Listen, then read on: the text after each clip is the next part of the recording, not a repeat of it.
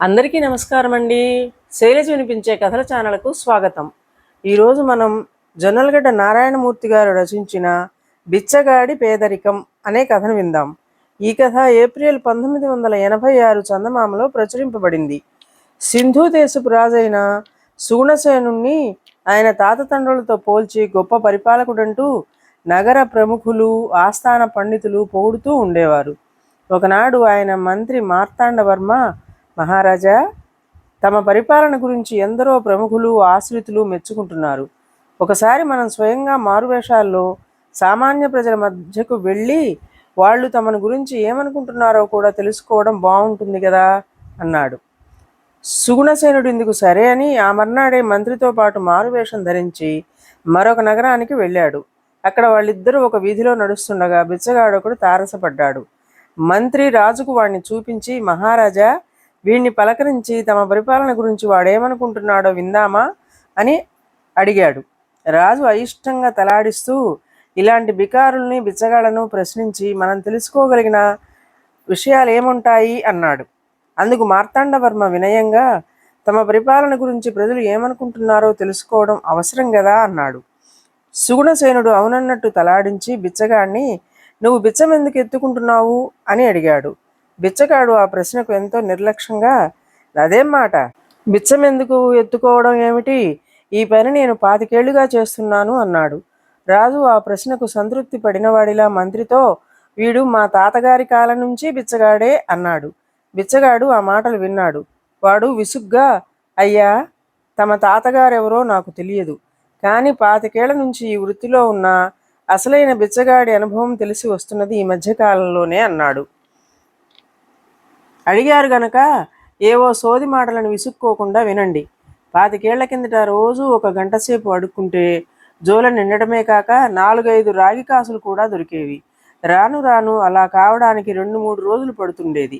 అయితే ఈ మధ్య వారం రోజుల పాటు పూర్తిగా వీధులన్నీ తిరిగినా జోల సొగం కూడా నిండడం లేదు.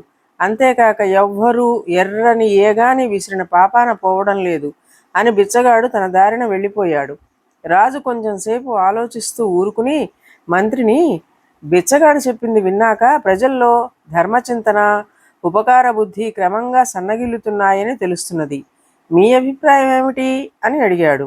అందుకు మంత్రి, మహారాజా, బిచ్చగాడి ఉద్దేశం ప్రజల్లో ధర్మబుద్ధి నశించిపోతున్నదని తెలియపరచడంలా కనపడడం లేదు. ఈ 25 ఏళ్లలో తానెంత బీదవాడైపోయింది చెప్పడానికి ప్రయత్నించినట్టున్నది అన్నాడు. ఆ జవాబుకు రాజు సుగుణసేనుడు ఆశ్చర్యపోయి, అదేమిటి మహామంత్రి, బిచ్చగాడు బీదవాడైపోవటం ఏమిటి అని ప్రశ్నించాడు. మహారాజా, ఆ బిచ్చగాడు తమ తాతగారి పరిపాలనా కాలంలో ఎంత సుఖంగా జీవించింది చెప్పాడు. క్రమంగా తన ఆదాయం ఎలా తగ్గుతూ వచ్చింది వివరించాడు. అంతేకాక ఇప్పుడు పరిస్థితి ఎంత అధ్వాన్నమైపోయింది తెలియపరిచాడు అన్నాడు మంత్రి. అందుకే నేను ప్రజల్లో ధర్మగుణం, నైతిక నియమాల పట్ల ఆసక్తి నశిస్తున్నదని అన్నాడు రాజు. క్షమించండి మహారాజా, అందుకు తగిన సాక్ష్యాధారాలు ఏమీ లేవు. మీరు భావించినట్లు జరిగి ఉంటే ఈ పాటికి రాజ్యం అంతటా మోసాలు, దొంగతనాలు, దోపిడీలు చూస్తుండేవాళ్ళం. కానీ రాజ్యంలో అలాంటి అరాచకం ఏ ప్రాంతాన లేదు అన్నాడు మంత్రి. అయితే బిచ్చగాడి ప్రస్తుత దుస్థితికి కారణం ఏమంటారు అన్నాడు రాజు. అందుకు కారణం ఈ 25 ఏళ్లలో ప్రజల ఆర్థిక స్థితి క్రమంగా దిగజారుతుండడమే.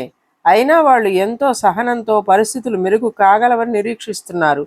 ఆ బిచ్చగాడి బీదరికం ప్రజల దరిద్రాన్ని కొలబద్దగా సూచిస్తున్నదని అభిప్రాయపడుతున్నాను అన్నాడు మంత్రి. మంత్రి ఇలా చెప్పిన తర్వాత రాజు సుగుణసేనుడికి పరిస్థితి అర్థమైంది. రాజధాని నగరంలోని ప్రముఖులు, పండితుల పొగడ్తలు వింటూ పరిపాలన విషయంలో తను పొరపాట్లు చేశానని గ్రహించాడు. ఆ తరువాత ఆయన మంత్రి వెంటరాగా రాజ్యమంతటా పర్యటించాడు. అప్పుడు సుగుణసేనుడికి ప్రజల అవసరాలేమిటో తెలియవచ్చినాయి. అందుకు అవసరం అయిన చర్యలు తీసుకుని ప్రజలందరి చేత సమర్థుడైన పాలకుడు అనిపించుకున్నాడు. ఇదండి కథ. ఈ కథ మీకు నచ్చినట్లయితే లైక్ చేయండి, షేర్ చేయండి, కామెంట్ చేయండి, సబ్స్క్రైబ్ చేసుకొని నన్ను ఎంకరేజ్ చేయండి. నమస్కారం అండి.